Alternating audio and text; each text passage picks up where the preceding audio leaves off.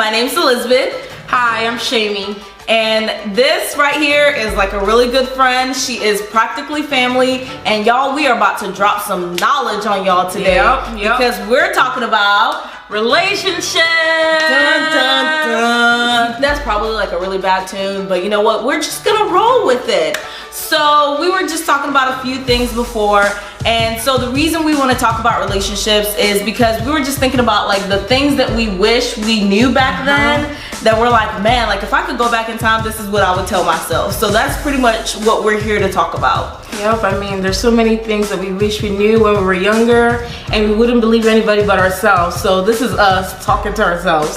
So I mean, it's kind of late in the game, but you know, hopefully one of y'all is hearing this and you're able to take something from it.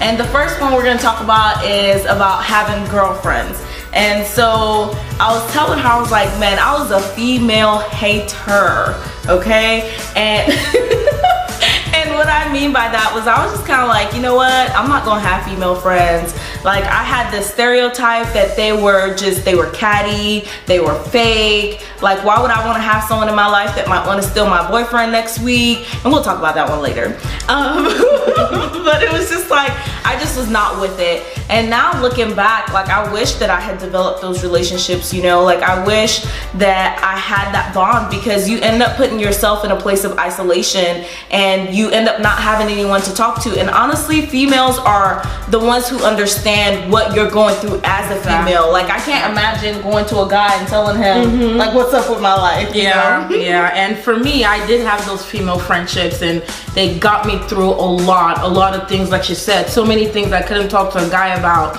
I was able to have relationships I couldn't have with guys just because my parents were very strict, and so I couldn't have a guy come to my house. I couldn't go to a guy's house, and so those relationships really helped me build me up. When I didn't feel as confident in myself, I had friends that were like, no, you're this, you're that, and that really got me through a lot. Right. So, okay, you were talking about... my big one was I just questioned authority. So if I could go back to my previous self and tell myself something, it would be that you really need to listen to people of authority. Take everything that they give you and process it. You don't have to just automatically, like I was just like, anybody in authority is out to get me and they don't know what they're talking about. But you have to remember that people are speaking from experience.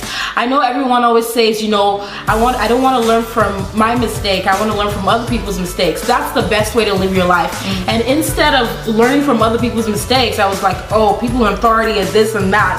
And eventually I made my own mistakes, and then I wished, oh man, I should have listened.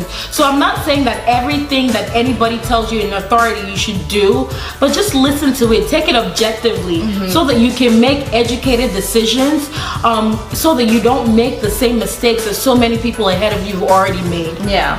So I think it's just like about being open to it, because I feel like you and I are similar in so many ways, especially in that, because I was definitely like, yo, you can't tell me what to do. Like, who do you think you are? Like, I know you grown, but guess what? You have not earned the respect that you're asking me to give you. Exactly. That was my big thing. You don't respect yourself, or like we try to see flaws in other people. So if they were imperfect, you didn't want to listen to them. And the truth is, nobody's perfect. Just because they're not perfect doesn't mean they haven't experienced life. Exactly. So I wish that I had, you know, been more open to take advice and to take a little bit of direction, because like Shamie said, I probably will be in a much better place than I am now. Yeah, definitely. Okay, and then the last one we're talking about, boys. And I mean, I guess that's the big one. Girls also. Anyway, so we say that to say this: boys can wait. Yes, right? Definitely. They can definitely wait. I mean, like, we just fell for peer pressure.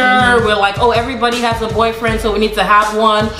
Some of us, like for me, you know, you want to be loved. I know I speak to young people now that are like, I just want a companion and somebody that knows me. But honestly, you need to know yourself first. Right. You know, that's really important. Right. So I really like this one because, like, Ugo and I were talking about in one of our previous tapes, we're talking about, you know, like, heartbreak.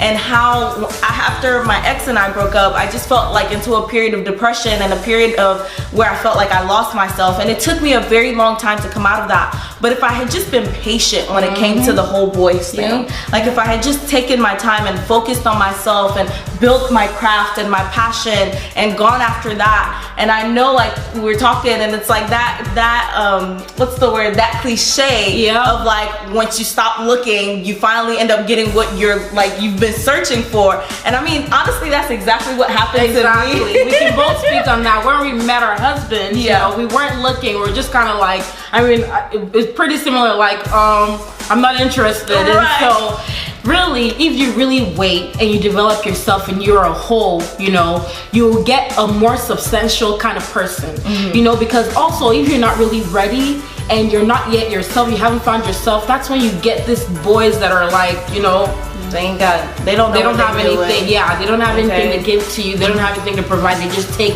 and take. Right. And I feel like when you take that time to build yourself up, you actually end up in a place where you're able to give more. And I feel like it helps with those relationships, with building a good foundation. And so we say all that to conclude this session in saying, one, that it is okay to have girlfriends, okay? And I mean like girlfriends, not like build each other up and not just not just like, you know, the boy dating the girl or the girl dating the boy, but like girlfriends, like girl on girl relationship as friends. And then like guys, it's okay to have a bromance, you know what I'm saying? I don't know what you boys talk about in the locker room, but it's okay to, you know, have someone that you're comfortable with talking to, because I know some guys are not comfortable with talking to their mom, so they're not gonna have a girl out there that they want to talk to and tell their business to. So it's okay to develop a boy relationship. Yeah, definitely. And again, my first point, which was the second point we talked about, was just figures of authority. They're there in your life for a reason. So take them at face value and objectively and not analyze everything they tell you, but make sure that you don't just throw them away because you're like, you don't know what you're doing or you're not perfect. Just take everything that they tell you and just make sure you just listen to it, process it, and see if you can apply it in any way, shape, or form. Right. And finally, boys and girls can wait. So thank you guys so much for joining us on this session. Don't forget to like, comment, subscribe, and remember, awaken, empower, and unleash your best you.